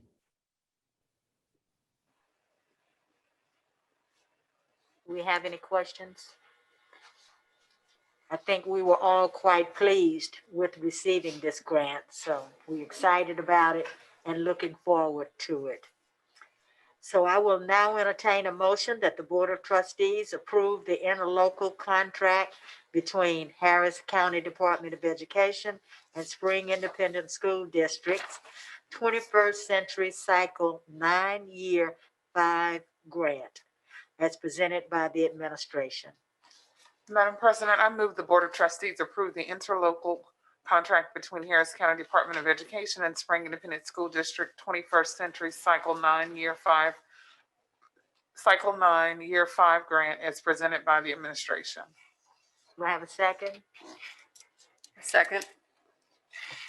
It's been moved by Kelly Hodges, seconded by Jana Gonzalez, that the Board of Trustees approve the interlocal contract between Harris County Department of Education and Spring Independent School District's 21st Century Cycle 9 Year 5 grant as presented by the administration.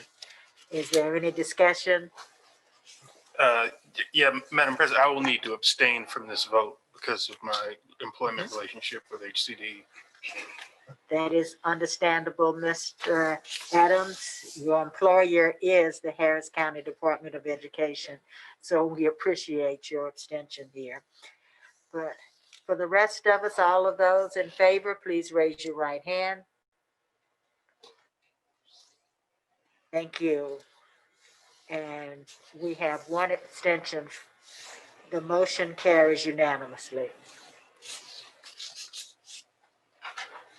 I'm sorry, not unanimously, I guess, because we do have an extension. 5-1. 5 in favor and 1 extension.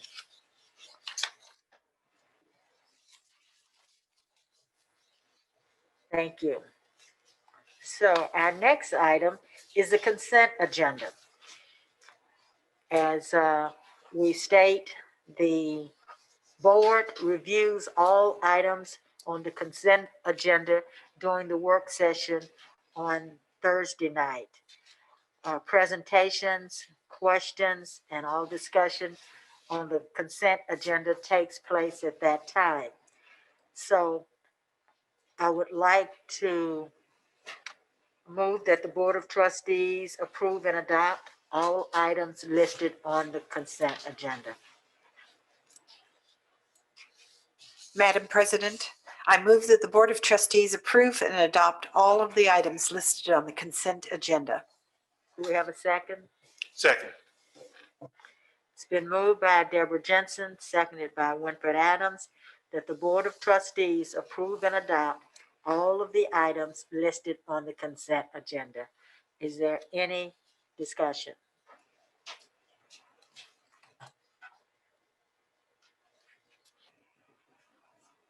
Hearing none, please raise your right hand. The motion carries unanimously. The board will now recess this open session and convene in a closed meeting in accordance with Texas Open Meeting Act, Section 551.071, 551.072, 551.074, and 551.076. No voting will take place in the closed meeting. Any action the board wishes to take as a result of discussions in the closed meeting will take place after the board reconvenes in open session. The time is now 9:35 p.m. We will now reconvene and resume the regular meeting of the Board of Trustees. The time is now 10 p.m. There are no other items on tonight's agenda, so I will now entertain a motion to adjourn our meeting.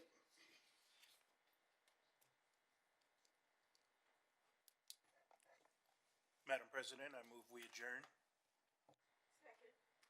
It has been moved by Winfred Adams, seconded by Justine Durant, that the Board of Trustees adjourn this meeting. All those in favor, please raise your right hand. The motion carries unanimously. There's no further business. This meeting is officially adjourned at 10:01 p.m.